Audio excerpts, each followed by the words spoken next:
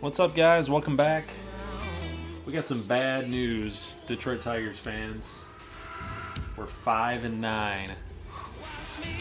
After that terrible loss against Josh Tomlin and the Cleveland Indians, the first game of the series, we ended up losing the rest of the games against them.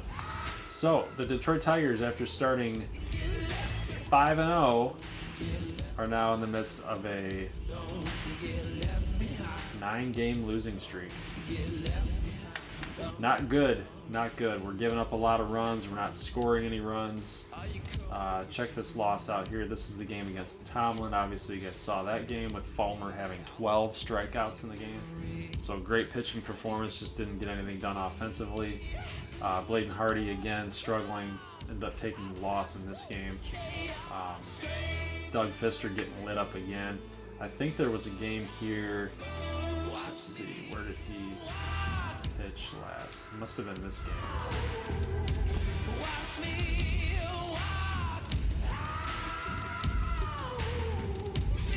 Yep, Fister, 4 earned through 4 innings. And here in this game, let's see, I think he gave up 6 earned. 4 earned and 4 innings with 6 earned with only 2 strikeouts. So that's not going to really cut it. We might have to send him packing after our after his next start if he doesn't do anything. We might have to let him go. So let's take a look at the pitching rotation here. Let's see who the next guy up, the next man up might be. Might have to be Jared Cozart. Might end up having to make a call up. Something. But for whatever reason, Fister has not been pitching well. Free agent wise, not very many other good options here. Young guy here, Kevin Peterson, was looking at him, but fielding is a 9 as a pitcher. Like, I don't know what that is. Can he not catch a ball? 44 Ks per 9 innings. Not a major league option at all. This would probably be a kind of guy that you put into Double-A or Single-A to get some work in, and then hopefully you can call up a guy like maybe this guy, Tom Goslin. Seems to be pitching pretty good down in Double-A. Teams do that all the time, bring a guy in who's pitching hot, see if he catches fire. A lot of our pitchers are actually pitching pretty good down in AAA and AA, but maybe we give Matt Boyd a call up. We bring him back to the club. None of these guys are on the 40-man roster, so maybe we consider Matt Boyd once he gets back and not injured, not hurt. But yeah, Fister not doing too hot. The next game I think we'll end up showing is this one. Jose De Leon against Chris Archer. We need a win. We need to win bad. And we ended up getting Jose De Leon from Tampa Bay, so he's kind of making a homecoming, so to speak. But he was a Dodger prospect, and then they ended up trading him over to Tampa Bay in the Logan Forsythe trade. So we'll see what De Leon's got. He already made 2 starts. This will be his 3rd start on the season. We didn't end up showing his games, but this next episode we'll dig into that. But let's check out some scouting. So we definitely have some more guys that have been added into the pool. Check out first base. So a lot of 80 overalls that have now been added. We've also got some pretty good 65s in there, potential 65s. So we'll kind of see what these guys are all about once we take him off of his first base or infield assignment. So same here with this guy too, Yoder and Aponte. So a lot more second base options here. We want to check out guys that actually have a low overall but a high potential, especially because they might go later in the draft. And that's really where you end up winning. You win the draft, so to speak. Just like this guy, Omar Amaya. Looking at the MLB estimated arrival date, 2021, so that's 4 years from now. So those guys probably won't be taken first. It's probably more like these guys, like Vinny Ferdinand, 18 years old, 75 overall, 80 potential. Yeah, he's definitely being taken pretty early. A whole lot of outfield. Weren't really focusing on outfield. We got one guy focusing there. We got two guys focusing on infield. So there's some guys. There's some guys here. I still like this dude here, Desmond Wolfe. That 80 speed and 80 stealing. That's pretty elite. That's pretty good. Let's check out some other dudes. Remember, if you remember in the last couple episodes, the 6.5 60-yard dash times, that's about average. We were looking for guys that are either well above average. So look at his speed, 75 overall. Nolan Hanna from Texas. Switch hitting batter. Theo Gage. I love these names. 6.3. This guy, Lance Giles. Might be Giles or Giles, I'm not entirely sure, but if you look at his hitter tendencies, he's pretty much a pull hitter, but 39% over to the opposite field, so he's a balanced hitter. That does mean something to me. Check this guy out, Antonio Saldana. Center field. You don't see that very often. Look at his red zones. He's a pretty good player. So, might want to take him late. Get some more fast guys in center field. That's kind of what you're looking for. You don't want anybody in like the 6'5s in center field. But if we had to pick, I think we need to focus on shortstop. That's my opinion. If we're taking a positional player, I think we would need to focus on shortstop.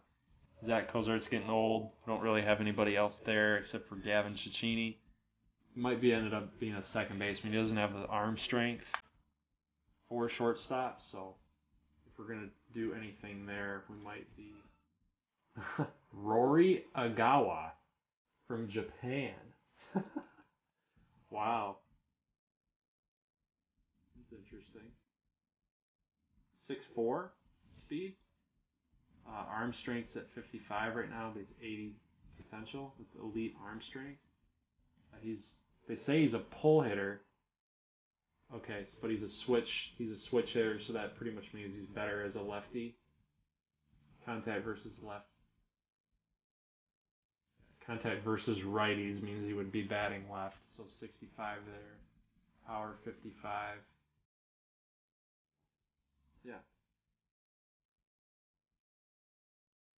Wouldn't be a bad ad.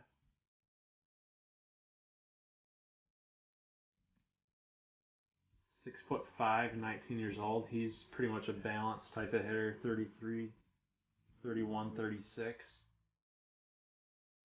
We want some arm strength though. This might be a guy to watch out for. 80. 70 arm strength right now. 80. Derek Engel. 60 arms. We're not even considering those guys. In the 60 arm strengths, we don't want that. I think this guy right here, Chris Diaz. Not even considering him. So we're gonna look at. See, we already scouted him, but not even consider that guy. We're gonna consider Rory Agawa because we like his name. Derek Engel. And Vinny Fernandez. We definitely want Vinny Fernandez. I mean, we wouldn't be doing our due diligence if we weren't looking at him, right? So let's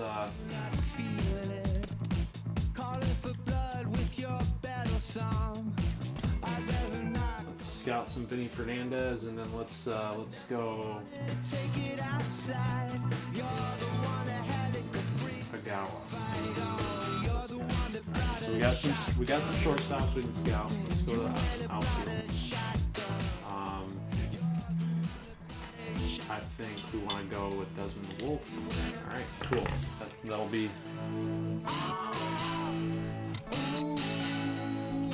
That'll be the guys that we're gonna look for. So, let's check out the trade block, just like normal. A few trading blocks, see if anything changed. And it doesn't look like it did. Josh Tomlin's on the what? Cleveland, what are you doing? I guess it's always good to see what you could get, though, you know? It's always good to see what you could get, even if you're not even really considering trading. Probably Kendrick.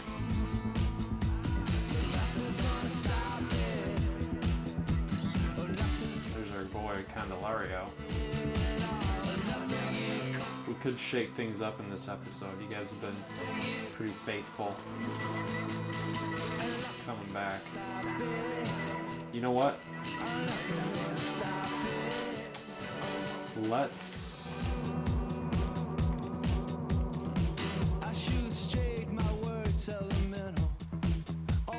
shake some things up. I'm feeling it.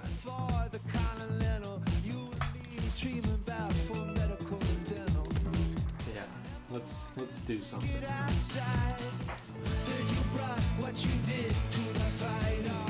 Let's see, who was it? It was the Cubs, right? Yeah. Let's see what we got at third base in our farm. 60, 60, 50. We could use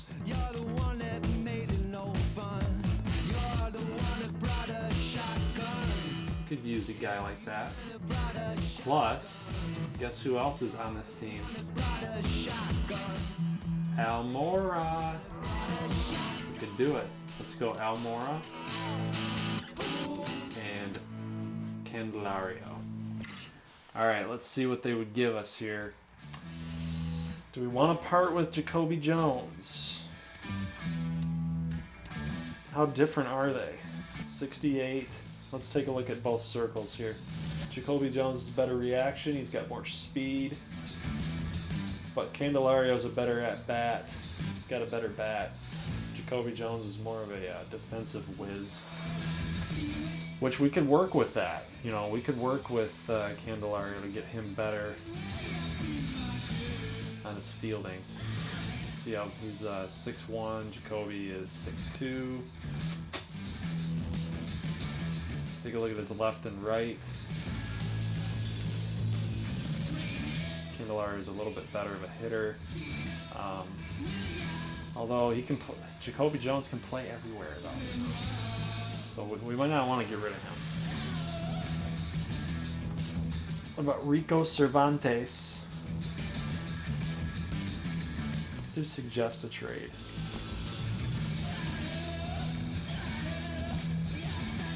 No trades were found.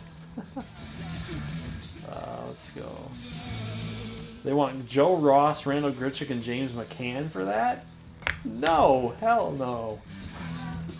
We're not doing that. You think we're stupid?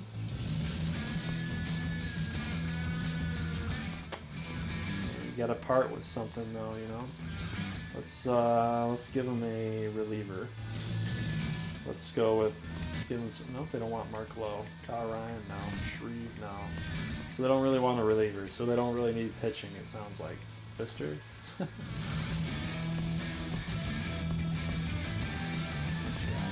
Yeah, they don't even want that. It's going to be interesting, guys. It's going to be interesting to see what they want to do.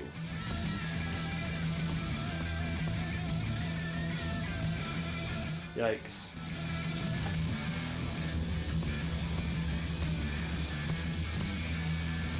Man, they would totally do it. They would do it if Margot's involved.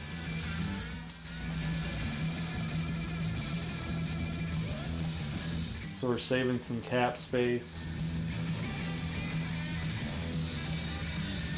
Take a look at those numbers in comparison. So, I mean, they're pretty much the same player, like we talked about before, but Margot is...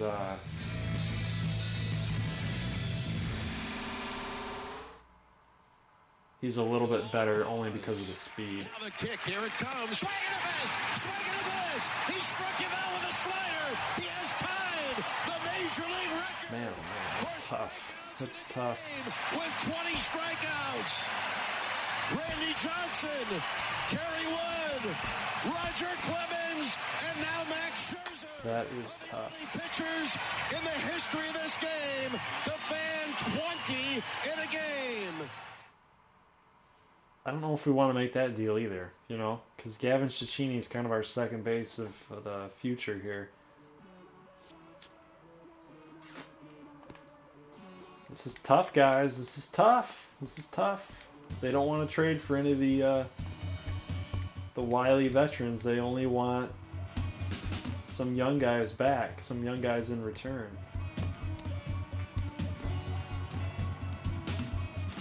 They want guys with some potential. That's kind of the deal breaker, I feel like.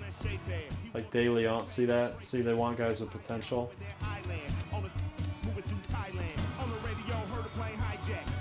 We don't want to give up our young pitching.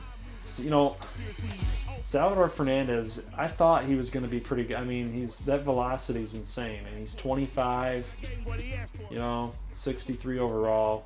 I think he's got to be included on the deal. For whatever reason, his statistics just are not good at all, even in AAA. So it's almost like it's kind of 63 overall at 25 years old. I mean, top 50 prospect. We can probably get rid of him. Not doing too much. So. Now that's a guy that you'd want to consider. I mean, he's 4 years younger than Salvador Perez, and he's actually, you know, higher rated. So we might want to. Well, we could part. Does that bend the needle? No. So they wouldn't do it. They wouldn't do it. Dang it.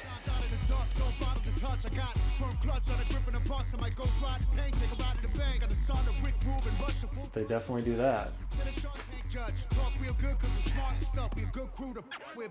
Maybe we just have to just say goodbye to the Candelario prop. They wouldn't even do that. Oh my gosh.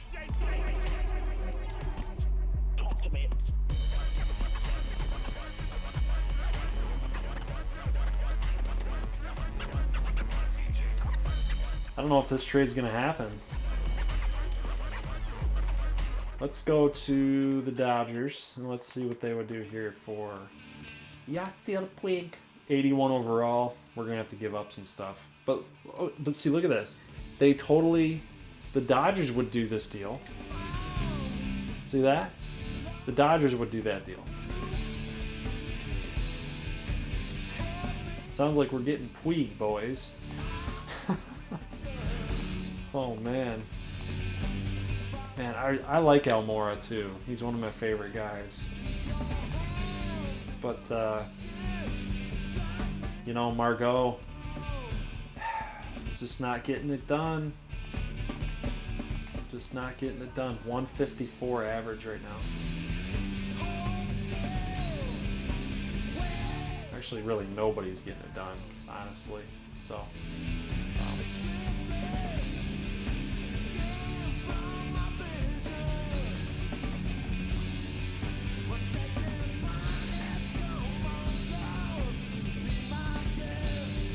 192.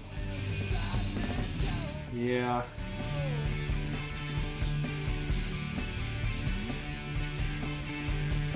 think we have to make the deal, guys. It's sitting right there. 314 right now for Puig.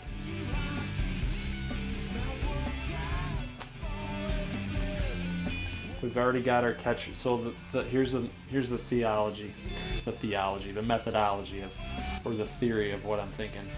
James McCann's an 81 overall, 26 years old.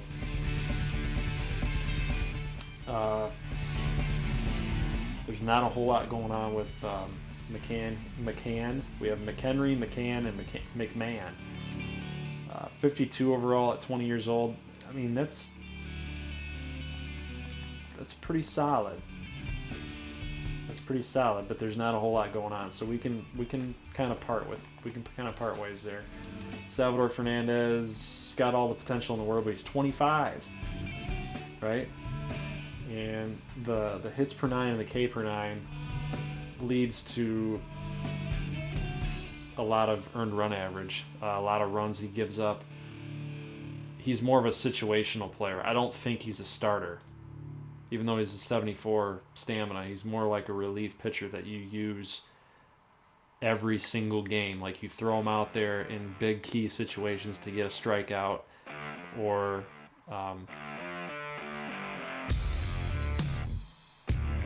use him for 2 innings, use him the next game for an inning. So he's a guy that he's a horse in the back end of the bullpen. But I don't think he's a starting pitcher. He can't be a starting pitcher with that hit per nine and that K per nine. So we can part there. And then third base, Rico Cervantes at 26 years old, just gives them some kind of depth in the minors. As you guys can see there, they've only got 4 third basemen in their whole entire system. So I think it works. So we're going to do it. I would have much rather had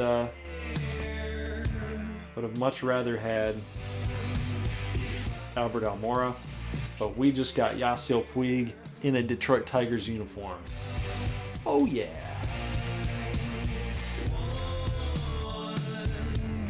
So he's unhappy just because of the team role, the status on the bench. So we'll put him in there, and maybe he'll be a little bit happier. But team performance, not too happy about that. But it's okay, Puig, because guess what? You're gonna make the team a heck of a lot better. So let's go ahead and fix our lineups here. He's gonna add to our lineup, especially at the number 2 hole. So let me do this, and then I'll edit this out. So I'll be right back. All right, guys. So here's the new lineup. Now that we've got Yasiel Puig at number 3, we can kind of move Grichuk down a little bit. So he pretty much helps our lineup stretch it out a little bit. So that helps. So this is the lineup against right-handed pitchers. We're focused on Zach Cozart. I mean, he's a good leadoff hitter. We were kind of considering putting Rutledge up there just because, well, he's hitting 356. Puig is obviously our best hitter, so he's number 3. Grichuk has got some good power numbers against righties. Actually better against righties than Puig is. So, interesting. As far as power goes, that is. But contact is 75 for Puig, so he's definitely going to be able to drive these guys in. Grichuk more power, so we're hoping for the double or the home run. But Valbuena, obviously our spot starter against righties. Bregman, we can move him down a little bit. He was sometimes at the number 2 and then sometimes at the number 7. But with Michael Taylor kind of struggling, James McCann struggling, and Profar really struggling. 5 home runs in the number 2 spot though, so but a 192 batting average is not going to cut it. He's actually our worst hitter on the team, so definitely got to go number 9. Left-handed pitchers, kind of the same top 4, but the number 5 through 9 changes. So we threw Billy Butler in there. Swapped him with Bregman with the 6 and 7. 8 and 9s remain the same. So that's the lineup. That was the trade. So I'll probably end up having to make some roster moves to account. See, we have actually one more player active on the MLB roster than we need, but I will make that change here right now. Let's see, who do we want to call down? We want to call down Infante. And he is overcome by emotion Might again. have to.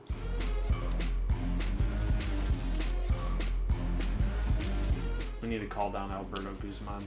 So, Guzman, you're going to AAA, buddy. Thanks for the help. But he actually didn't play too bad. I mean, 6 RBIs, 241, so 18 years old. Got to watch out for it. He's going to be one of our favorites there. Potential D, but he's already a D. D+. Can only get better. 18 years old. We're good there.